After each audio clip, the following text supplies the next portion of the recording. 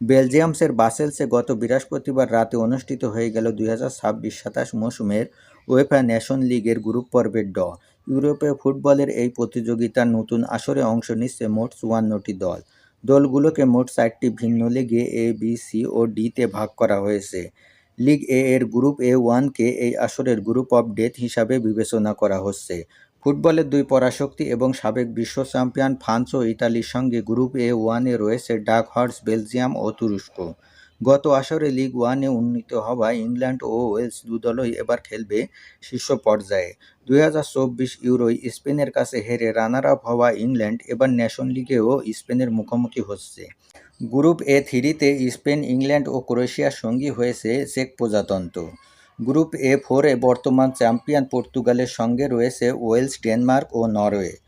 League বিতে স্কটল্যান্ডের সঙ্গে রয়েছে সুইজারল্যান্ড, স্লোভানিয়া ও নর্থ ম্যাসিডোনিয়া।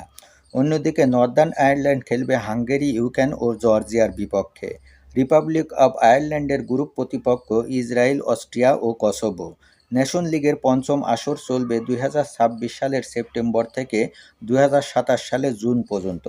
প্রতিটি দল গ্রুপের অন্য দলগুলোর বিপক্ষে হোম ও অ্যাওয়ে ভিত্তিতে দুবার করে মুখোমুখি হবে। লিগ এ এর প্রতিটি গ্রুপের শীর্ষ দুই দল কোয়ার্টার ফাইনালে উঠবে। অন্যদিকে বি, সি ও ডি গ্রুপ চ্যাম্পিয়নরা উন্নীত হবে উপরের লিগে। তলানিতে থাকা দলগুলোর অবনমন হবে। জিব্রাল্টার ও লাটভিয়া এবং লুক্সেমবার্গ ও মাল্টা মার্চে প্লে-অফ খেলবে। আর এই ম্যাচগুলোর মাধ্যমে নির্ধারিত হবে কোন দল লিগ সি ও লিগ ডিতে খেলবে।